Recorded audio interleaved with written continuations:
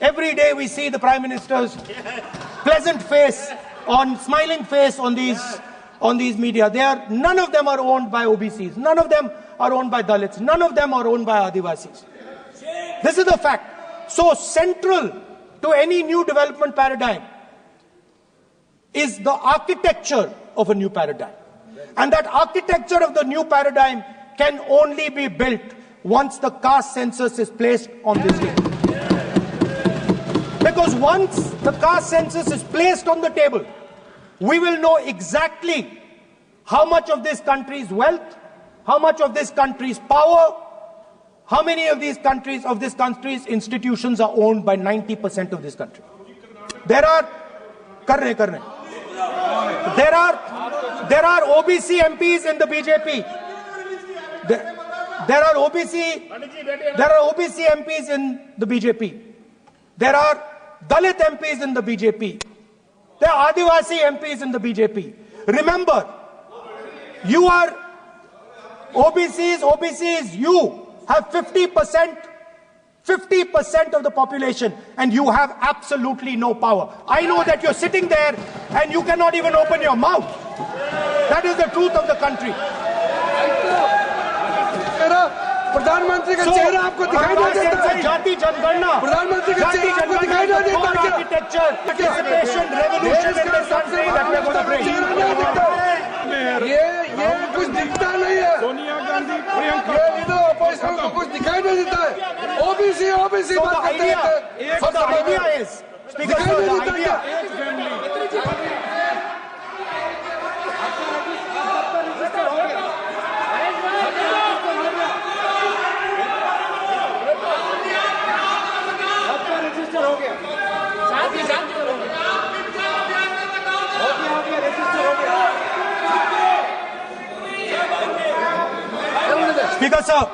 Speaker sir, so the idea is, on one side, allow India and the Indian youngsters to participate in the coming mobility revolution. Allow them to participate in building robots, in building drones, in building electronic items, in building EVs. And on the other side, running parallel.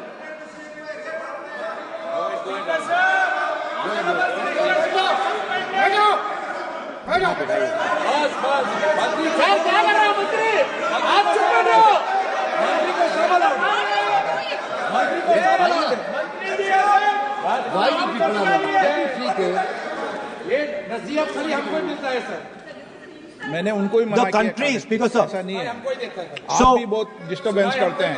Okay, Speaker sir. So parallel ideas. One idea: participate in the mobility revolution. Whether you're thinking of economy, weapons, production, healthcare, India should participate in this revolution. India should become the master of the electric motor, master of the battery, master of optics, and master of AI applied on top of that production system. Now imagine the power of AI when we apply it to the caste census. You imagine what we will do with AI and what we will do with the social revolution in this country when we start to apply AI on the data that we get from the caste census. So we are going to run a parallel track. On one side, participation, revolutionizing the participation of Dalits, OBCs, Adivasis in the ruling of this country, in the institutions of this country, in distribution of wealth of this country. And on the other side, parallel track, challenge the Chinese and participate in the revolution and defeat the Chinese in electric motors, batteries, solar panels and wind. Yes. So that is the first two parts of any presidential election address that any India Gathbandhan leader would give you. The final, of course, we go back to the Constitution. This, our favorite, just like the production system is a weapon, just like Jati Jangarna is a weapon of transformation. This is what the entire architecture is built on. I remember before the elections, all of you were saying 400 par, and you were saying you would change this. And then I was glad to see that the Prime Minister walked in and then was forced to bow his head in front of the Constitution. It was a moment of pride for all Congress people that we had explained to the Prime Minister and to the whole country that no force will dare touch this. I know that the RSS has never accepted this. Mohan Bhagwatji has said that India didn't get independence in 1947. He has said that this constitution is meaningless. I know that that is at your heart. We will never let your dream come true. This constitution is going to rule India always. Now, एक minute आप प्रतिपक्ष के नेता हैं। मेरा आपसे आग्रह है कि जो विषय आप रखें वह तथ्यों पर आधार पर रखें, उचित होगा। मैंने आपको पहले भी कहा, और जो सदन के सदस्य नहीं है उनकी चर्चा न करें। बताता हूं सर, मोहन भागवत आप नियम प्रक्रियाओं की पालन करें, आपसे अपेक्षा। सर, मोहन भागवत जी ने स्टेटमेंट दिया। मोहन भागवत का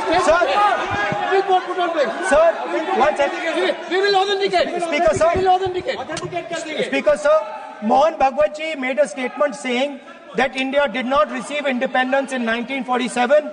It received independence when the Ram Mandir was inaugurated. We will place that on the table. Now, sir, I would like to mention one small thing, but very important thing. Speaker sir, this constitution is supported by this constitution is supported by the vote of our people. Without the secure vote of the Indian people, this constitution means nothing. Now I want to bring to the notice of this House some data, some information about the Maharashtra election. Very simple stuff. Speaker sir, between the Lok Sabha election, which the India Alliance won, and the Vidhan Sabha election, the voting population of Himachal Pradesh was added to the voting roll of Maharashtra. Meaning the entire population of Himachal Pradesh was added to the voter rolls of Maharashtra. Please understand what I am saying. In Lok Sabha, the difference between Lok Sabha and Vidhan Sabha was the population of Himachal. The entire population. Almost 70 lakh new voters suddenly arrived between Lok Sabha and Vidhan Sabha. Now, the most interesting part, and the Prime Minister is not looking at me. The most interesting part,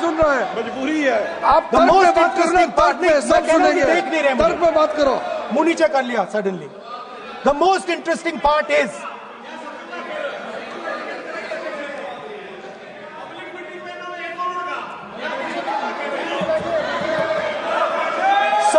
Sir, Maharashtra mein more voters were added in 5 months in Maharashtra than were added in 5 years in Maharashtra. जितने 5 साल में add हुए उससे ज्यादा 5 महीने में add हुए, आखिरी 5 महीने में लोकसभा चुनाव के बाद। सर, एक बिल्डिंग है सर शिरडी में, एक बिल्डिंग में 7,000 नए वोटर एक बिल्डिंग में ऐड हुए सर। एक बिल्डिंग में 7,000 नए वोटर ऐड हुए सर। सर, मैं कोई आरोप नहीं लगा रहा हूं, मैं सिर्फ ये कह रहा हूं सर कि इसमें कुछ ना कुछ प्रॉब्लमैटिक है कि हिमाचल प्रदेश जितने बड़े वोटर्स लोकसभा के बाद जादू से आ जाते हैं। अब हम क्या कह रहे हैं? हमने इलेक्शन कमीशन से रिपीटेडली कहा है कि हम आरोप नहीं लगा रहे हैं, आप एक काम कीजिए, हमें लोकसभा की वोटर लिस्ट दे दीजिए, नेम एड्रेस और इलेक्ट्रॉनिकली दीजिए, और विधानसभा नहीं है। नहीं सर, नहीं नहीं नहीं नहीं नहीं नहीं स्पीकर सर वो सब वेबसाइट पे रहती है, सब जानते हैं, कभी भी कोई निकाल सकता है। स्पीकर सर मैं समझा देता हूं सर। स्पीकर सर वो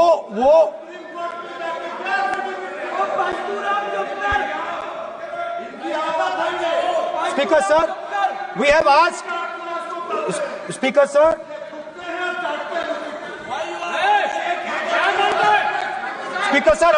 we are asking this question. We are asking this. Speaker, sir. Population of Himachal Pradesh. Please. Population of Himachal Pradesh has voted. Extra has voted in Maharashtra. We are saying to the Election Commission, please give us the names and addresses and polling booths of all the workers in the Lok Sabha and all the workers in the Vidhan Sabha, so we can calculate who these new workers are, who these new voters are. Interestingly, the new voters are mostly in the constituencies that the BJP has swept. Please understand, the new voters have been added mostly in the constituencies where BJP has swept. I am still not making an allegation. I am saying on the floor of the House that the Election Commission has to give the data of the Maharashtra elections to the Congress Party, to the Shiv Sena and to the NCP, so that we can see exactly where these voters have been added, who has been subtracted, who has been added, where they have been added. This is not an irresponsible request. This is a very simple request for them to fulfill. The reason I am saying this, sir, is because the rules have been changed. This is not just said in isolation. Speaker, sir, the election commissioner used to be chosen by the Prime Minister, Leader of Opposition, and the Chief Justice. Sir, the Chief Justice was removed from that committee. Why? This is the question, sir. This is the question to the Prime Minister. Why was the Chief Justice removed from the committee? Now, in a few days, I am going to go to the meeting. There's going to be Mr. Amit Shah and Mr. Modi ji, and there's going to be me. 2 to 1. Why am I even going to the meeting? What is the purpose of me going to the meeting? I'm only going to the meeting to certify what Modi ji and Amit Shah ji are going to say, right? Whereas if the Chief Justice was there could be a discussion.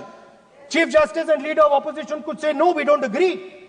So, there seems to be a calculated strategy. Now, just prior to the Lok Sabha, the election commissioner was changed and 2 new election commissioners were placed. Yes. We know that the election dates were changed. Yes. We know that the elections were postponed. These are facts. These are not things I am inventing. So, in order to safeguard this constitution, the entire opposition requests the data for the Maharashtra election. We request the data and the electoral voter list for Lok Sabha and the corresponding list for Vidhan Sabha. And I am very confident that the Election Commission will not give us this information. Speaker, sir, that is broadly. So the third element of our President's address would be a determined defense of India's institutions, of our democratic system, and a re-look at our entire democratic framework, and the looking again at all the institutions that have been taken away from the people of India. So those would be the type of things that we would say in a presidential address. I'd like to finally say one thing. In the last, थोड़ा बढ़ा देता हूं. अब मैं थोड़ा और खींचूंगा. अब और खींचूंगा थोड़ा. अब और खींचूंगा. So, So in the last, there is a background, a philosophical background to what I am saying.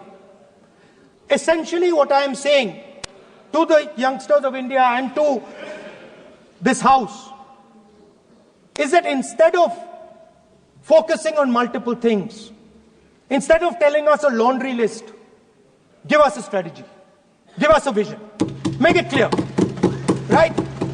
Now, there is a philosophical basis to this. There is even a deep philosophical basis to this. I showed you the picture of Shivji, which you didn't allow me to show. I showed that picture for a reason. What does that picture tell us? If you look at that picture carefully, it tells us focus carefully. Do not get distracted. Do not look here and there. Do the job at hand. So there is a philosophical basis to the speech I have given. I have not told the House and the country that we will do this, and this. This is the philosophy of Shivji. Say what you have to say, but be clear that you're going to do that one thing and don't do 56, 70 different things. So there is a link between our philosophical tradition, our religious tradition, and what I'm saying. And that is what India needs to do. India needs to connect the past, the values of the past. You talk about Sardar Patelji, but you destroy Sardar Patelji's values every day. You talk about Ambedkarji, you destroy his values every day. You talk about Nehruji. No, you don't talk about Nehruji. Right? You bow in front of Buddha. You destroy what he says. So the point is, you have to be truthful to what you are. Right? And it is important that when you are giving a way forward to the nation, there is clarity. There is clarity of purpose. There is no hatred. There is no violence. There is no anger. Because these things are destroying our country. So my speech has not been angry, has not been nasty. My speech has been very polite, very kind. And I thank the Prime Minister for coming and listening to it.